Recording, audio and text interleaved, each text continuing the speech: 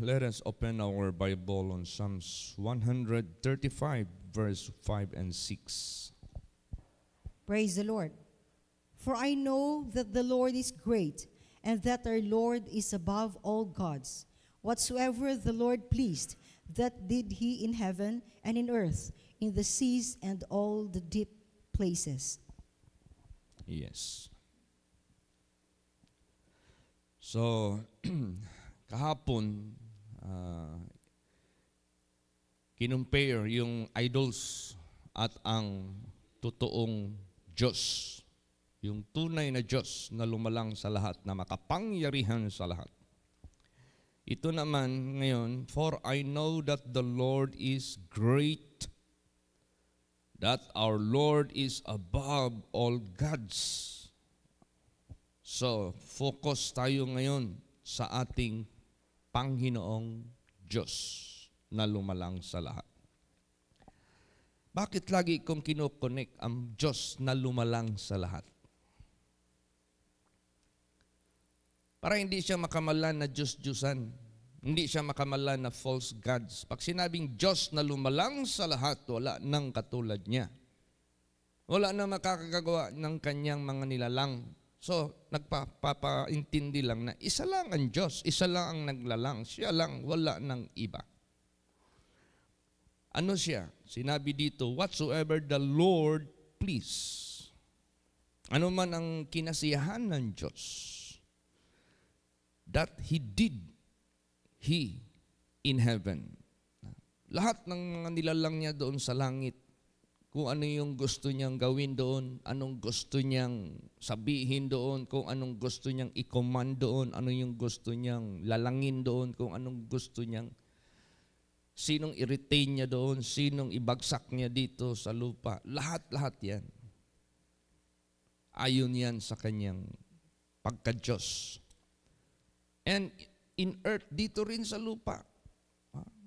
Kung anong gusto niyang gawin dito, kagawa siya ng lahat ng klaseng mga nilalang sa sanglibutang ito. Tingnan mo yung grass that withereth. Dinadamtan niya. Tingnan mo yung mga flowers na nagfe-fade, na hindi tumatagal. Kinukulaya niya. Tayo pa kaya? Kaya tingnan mo yung sino ang dinidescribe sa ating inawit kanina. Na grabe yung faithfulness niya. Di ba tayo yun? Thou hast provided all I have needed. Great is your faithfulness. Yung mercy mo, nandito lahat sa akin binigay mo. Ano mang season sa sanglibutang ito, nandyan ka lagi, faithful ka sa akin, sa atin ba? Ganon ang Diyos. Yun ang Diyos na totoo. Yun ang makapangyarihan na Diyos. Yun ang totoong Diyos. Kaya, paano dito dinidescribe? Na dito natin malalaman na ang Diyos ay wala ng katulad, wala ng kapalit, wala ng darating pa, wala ng iba. Basahin natin yan. Isaiah 43, 9 hanggang 12. Praise the Lord. Let all the nations be gathered together, and let the people be assembled. Who among them can declare this and show us former things? Let them bring forth their witnesses, that they may be justified. Or let them hear and say, it is truth. Ye are my witnesses, saith the Lord, and my servant whom I have chosen, that ye may know and believe me, and understand that I am He. Before me there was no God formed, neither shall there be after me. I, even I, am the Lord, and beside me there is no Savior. I have declared and have saved, and I have showed, when there was no strange God among you. Therefore ye are my witnesses, saith the Lord, that I am God. Yes. Praise the Lord. Sinabihan pa niya ang mga anak niya, kayo mga saksi ko. Ye are my witnesses that I am the true God. Bakit? Kaya kong i-declare ano yung former past. O di ba? Ang Genesis chapter yung Genesis nandiyan yung creation. Bakit sinulat ni Moses yan? Pinanganak na ba siya noon? Sa panahon na yan when God created the heavens and the earth? Wala pa. Pero bakit nasulat yan ni Moses? Because God declared to Moses what to write, how it was. Yan yun. I will declare the former things. Kaya ba yan ng mga idols? Kaya ba ng idols magsalita? Kahit magsalita man lang? Kaya ba ng idols i-reveal what is the former at i-reveal what is the future? Kaya ba ng idols anong i-reveal niya? Tutuparin niya? Hindi. Ang Diyos, kaya niyang i-reveal ang former, kaya niyang i-reveal ang future, kaya niyang tuparin ang sinabi niya. Kaya sabi niya sa kanyang mga children, ye are my witnesses. Praise the Lord. Tayo, makonsider ba tayo na witnesses tayo ng Diyos? Yes. Witnesses tayo ng Diyos.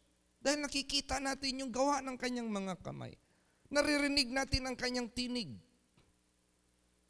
Nagsasalita siya sa atin, I will give this, I will do this, I will give this. Narinig natin, pag sabi niya, bibigyan ko kayo ng lupa. Ginawa niya ba? Yes, ginawa niya. Praise the Lord. Yung sinabi ng ating Panginoong Kristo na madidevelop itong area na ito. Madidevelop talaga ito. Sinabi niya yan eh. Kaya kung ano man yung development dito, that is how God is fulfilling His words, His promise. Ang totoong Diyos, nagsasalita noon, ngayon magsasalita pa rin siya sa atin. Ang Diyos sumasama sa kanyang mga people, ngayon sasamahan pa rin tayo. Praise the Lord. So ibig sabihin yan, we are being considered as His witnesses. Because we heard His voice. He promised to us that He give this, He give that. And He did it. Ginawa niya. And He has so much spoken to us on the future. And that are those things that we are waiting for. Praise the Lord. And we are hoping for. Hindi tayo mabibigo dyan. Yan ang totoong Diyos. Kaya pasalamat tayo. Why we should identify our God. Why we should know so much about Him. Of course. Para yung faith mo, yung trust mo, yung hope mo, huwag mong ilagay sa tao, huwag mong ilagay sa idols, huwag mong ilagay sa mga mananagna, huwag mong ilagay sa mga witchcraft, huwag mong ilagay sa mga scientists, huwag mong ilalagay sa mga tao nagmamakatalino sa sanglibutang ito na hindi naman naniniwala ng totoo sa Diyos. Para yung hope mo, yung faith mo, yung obedience mo, ilagay mo sa Kanya. Kasi you have personal knowledge about Him. Praise the Lord. And God has personal knowledge to you. May personal knowledge ang Diyos sa atin, bawat isa. Tayo rin dapat mayroon tayong personal knowledge sa Kanya. Meron tayong personal encounter sa Kanya. Meron tayong personal experience sa Kanya. Meron tayong personal testimonies about sa Kanya. How He is with us. Paano siya sumasama sa atin. Paano siya gumagawa sa atin. Paano niya pinupulfill ang mga sinasabi niya sa atin. Yan ang totoo. I have declared and have saved. I have showed when there is no strange God among you, therefore ye are my witnesses, saith the Lord, I am God. Oh, di ba? Grabe talaga ang Panginoong Diyos natin. All-powerful, all-knowing, and He is in everywhere, omnipotent, omnipresent. Kaya ganun, yun ang totoong Diyos. At siya yung Diyos natin na sumasama sa atin. Praise the Lord. Tingnan mo how He declared. Basa. Isaiah Isaiah 46 verse 10. Praise the Lord. Declaring the end from the beginning, and from ancient times the things that are not yet done, saying, My counsel shall stand, and I will do all my pleasure. Yan.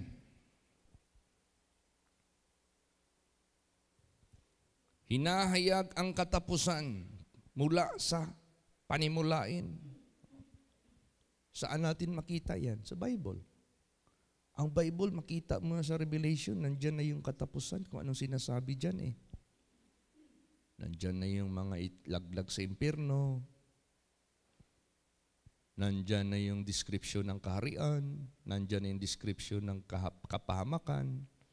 Nandyan na lahat. Ang beginning, nandito sa Book of Genesis. Paano nagsimula ang lahat? Dineclare niya yan lahat. Kayang-kaya niya yan i-declare. Samantalang mga idols, wala. Hindi nila kayang gagawin yan. Wala. Ang Diyos, kaya niyang sabihin anong future. Kaya niya. Kung anong mangyayari. Naalaala ko yung na-assign ako sa Manila. Tapos merong revelation doon si Jesus na sa panaginip ha. October 3, 1990. Nakalagay doon. Nandoon daw ako sa pulpito, nag-preach. Ibuhay pa si pastor noon. Wala mang alam si pastor anong mangyayari. Pero alam ni Jesus. Praise the Lord. Ako, marami akong hindi alam, pero alam ng Diyos. Ikaw, marami kang hindi alam, pero alam niya. So, sabi ni pastor na, Remy, huwag ka masyadong mag-ano kay Chito. Para bang tinataas mo siya ba? Nagsabi mo lang siya ng salita. Nagsalita man lang siya ng test. Nag-ano man lang siya sa dream niya. Sino bang... Ako nga, hindi nga ako kumbinsido sa dream niya eh. Kasi alam ko eh, na walang makapatong sa pulpito at that time. Wala pang pahintulot si Jesus sa amin. Pero yung October 3, 1990, dito na ako nagpatong, nagbigay na ako ng Word of God. Bakit pinakita yun ni Jesus? Na-declare niya yung future. Diyos siya eh. Praise the Lord. Siya yung Diyos natin eh. Siya yung natutupad dito sa buhay natin. Yan ang Diyos. Yan ang totoong Diyos. Declaring the end from the beginning. Ano pa? Declaring the end from the beginning and from the ancient times.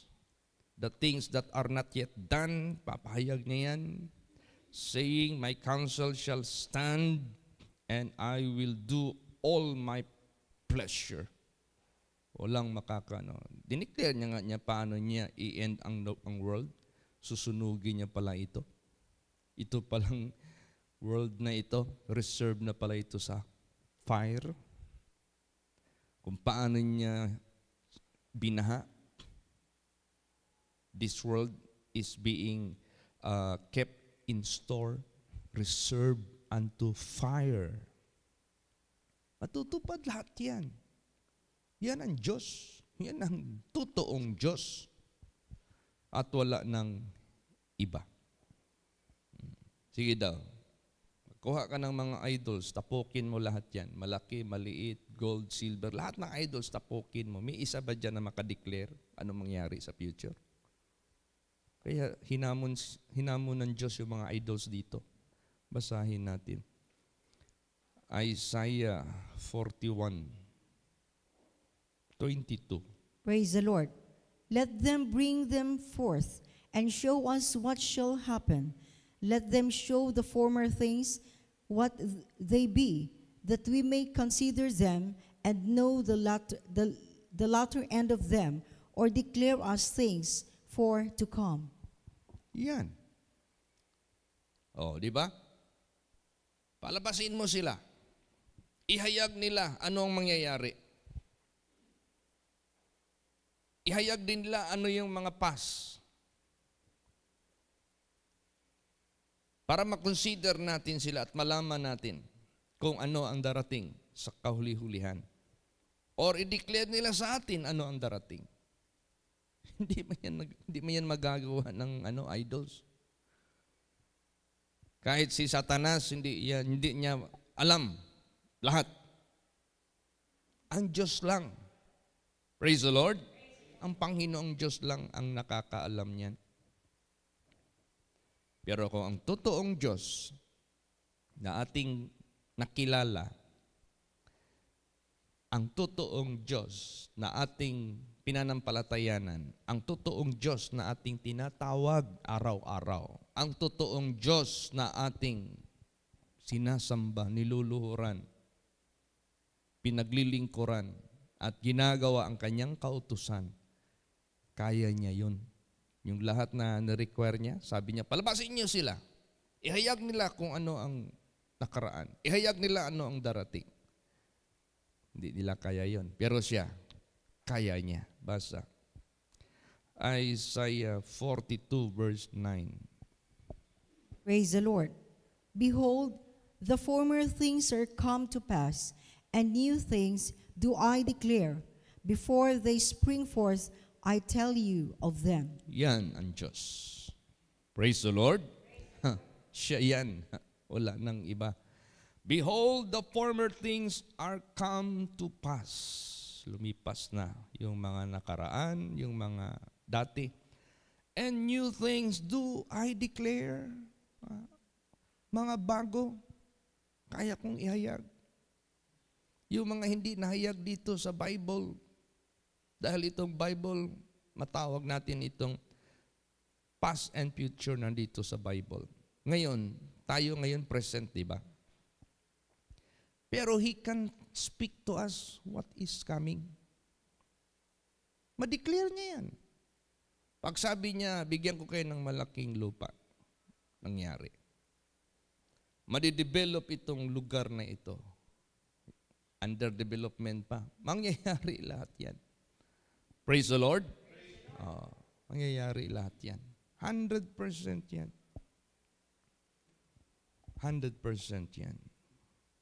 Kaya, minsan, nagsalita si Jesus direct sa akin through Sister Remy. Ginamit lang siya ba? Kahit yung marriage namin ni Sister Joy, hinayag niya yan. Sabi ni Lord Jesus, malapit ko na kayong isahin. Kahit marami siyang suitors at ako'y napakalayo, kampante pa rin ako kasi may sinabi si Jesus sa akin. Nangyari. Praise the Lord. Kahit lahat ng ating kaliit-liitan na bagay sa buhay natin, God knows. And He can tell it to you. And it will come to pass. And no one can disannul it. Walang makaka-disannul. Wala. Kaya ganun, ang Diyos natin na pinaglilingkuran natin. Sino siya? Sino siya? Walang iba, si Lord Jesus. Ginawa ba yan ni Jesus? Sa New Testament, nung nabubuhay pa siya, na sinasabi niya yung mga bagay na parating pa? Yes, sinabi niya. Maraming sinabi si Lord Jesus na ito ang mangyari. Nangyari talaga. Basahin natin yan. John 13:19. Ito, saying ito ni Jesus. Sige. Praise the Lord. Now I tell you before it come, that when it is come to pass, ye may believe that I am He. Yan. Ngayon, sinabi ko bago mangyari. Pag ito ay nangyari, maniniwala kayo na ako nga siya. Sino yung siya? Yung binasa natin sa mga naunang verses na kaya niyang i-reveal ano ang future. Praise the Lord. Kaya niya ring i-reveal ano ang past. Para maniwala kayo. Di ba sa Psalms, He stilleth the storm. Sino ba nag-i-still ng storm sa New Testament? Di ba si Lord Jesus Christ? Ngayon naman, nagsasabi siya, I am declaring what is future. Sino ito nagsasabi? I tell you before it come. Sinasabi ko sa inyo, bago mangyari. When it is come to pass, pag ito na ay nangyayari, malalaman ninyo na ako siya. Sino yung siya? Yung Diyos. Wala nang iba. Praise the Lord. Basa pa. Ito naman, Old Testament. Isaiah 48 verse 5. Praise the Lord. I have even from the beginning declared it to thee. Before it came to pass, I showed it thee. Lest thou shouldest say, mine idol hath done them, and my graven image and my molten image hath commanded them. Yan. Hindi idol ang naghayag sa iyo. Hindi graven image ang nagsalita. Siya. I have even from the beginning declared it to thee. Before it come to pass, I showed it to thee. Lest thou shouldest say, mine idol have done them. Baka magsabi kayo na ang idol mo o yung image, graven image mo, yung mga rebulto. Hindi. O kaya yung mga molten image. Molten, ano ibig sabihin molten image? Yung tinutunaw na gold tapos ibuhos doon sa forma. Molten image, nagmasa ka ng siminto, ibuhos mo doon sa forma. Or kaya molten image, ininit ng husto yung silver, binuhos din. O, di ba? Hindi yan ang nagsalita. Kaya tayo, mga anak ng Diyos, naranasan nating mag-reveal ang Diyos sa atin. Naranasan natin marinig ang kanyang tinig by prophecy. Naranasan natin ang Diyos mag-converse sa atin by dream. Naranasan ng mga anak ng Diyos marinig yung tinig ng Diyos magsasalita audibly. Lahat ng sinasabi niya nangyayari. At ito ngayon ang maging testimony natin. That God is alive. Praise the Lord. That God is all-powerful. That God is provider. That God is our protector. That God is our shield. And He is the performer of miracles. Testimony. Marami tayo. Alam mo nung doon sa... Marami pa sana ako testimony doon sa para makita nila yung work of God sa buhay ba natin na sumasama. Ay, abala lang ako kasi daming tao doon. Sa Old Macopa. Kaya nagtanong ako ng oras, anong oras na. Hindi ko lang napansin na nasa 50 minutes na pala yung preaching ko. Wala namang binigay sa akin na limit.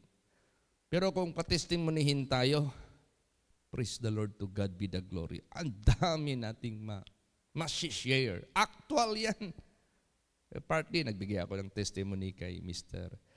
Vice Gov Roplo. Di ka pa nga kung testimony yung taga doon mismo, si Madam Yuli Matangkas na nagkumatos. Kilala nila yung lahat doon. Taga doon yun taga Dadong. Maraming nakakilala doon. Si kagawad yung husband niya, yung nagkumatos na pinagaling ni Jesus. So, testimony natin ito, basa Luke 21:13. Praise the Lord. And it shall turn to you for a testimony. Yes. Ang ating experience that God is talking to us, ang ating experience that God is telling us what is ahead, ang ating experience, anong sinasabi niya sa atin, ginawa niya. Testimony natin to. Bakit? Witnesses tayo.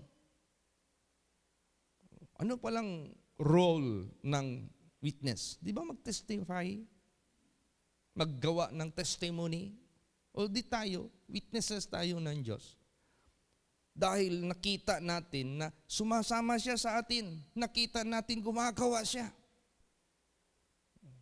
Daming siguro marami doon sa crowd na nag-isip na uulan siguro mamaya. Kasi ilang araw na puro ulan dito. Wala. Testimony natin yan.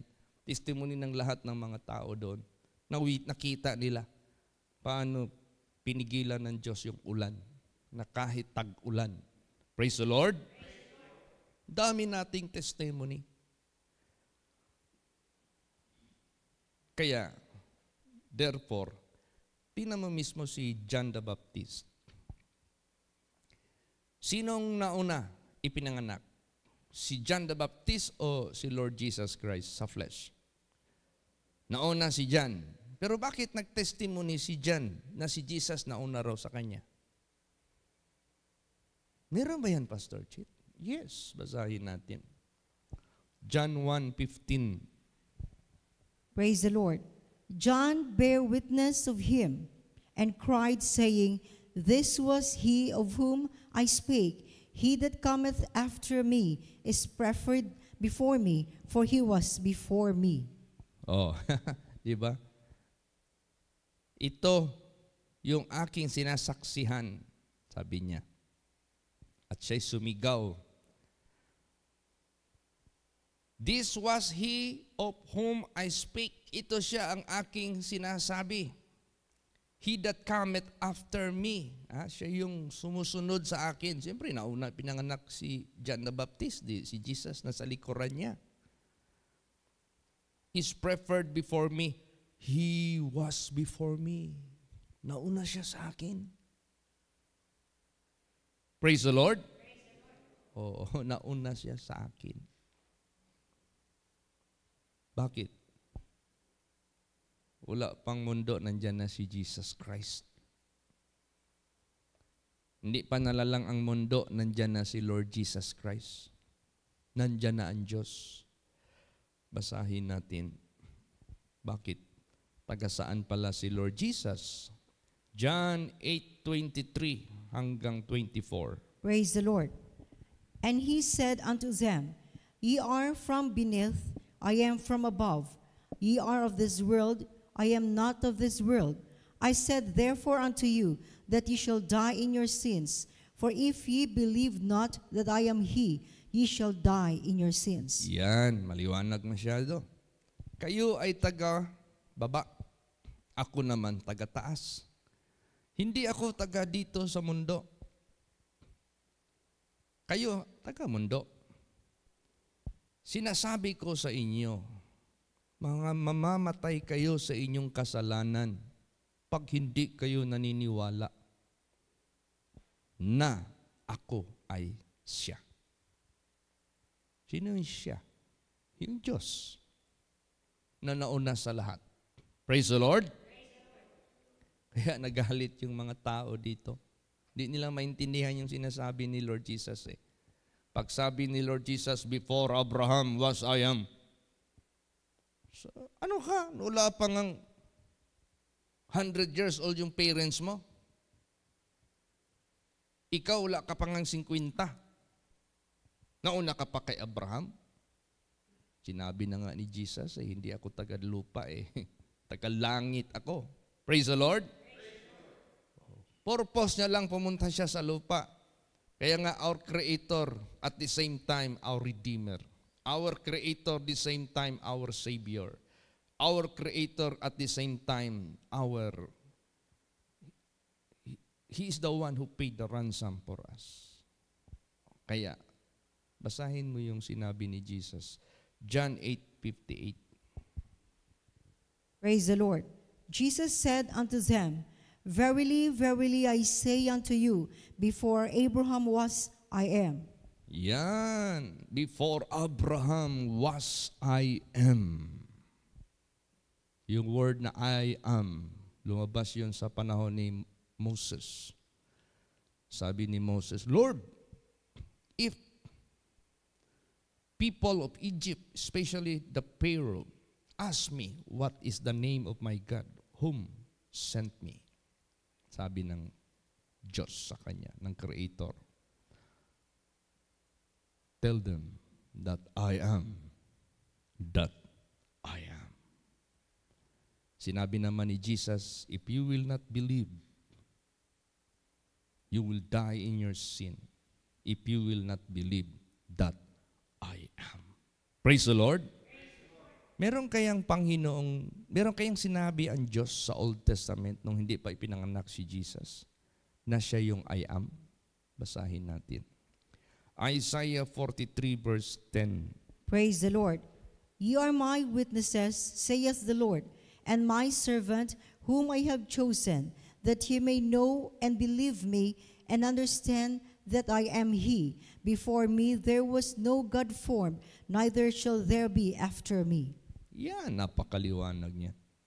Kayo mga saksi ko, sabi ng Panginoon, at aking mga alagad o aking alagad na aking pinili, para malaman ninyo at maniwala kayo sa akin at maintindihan ninyo na ako ay siya nga.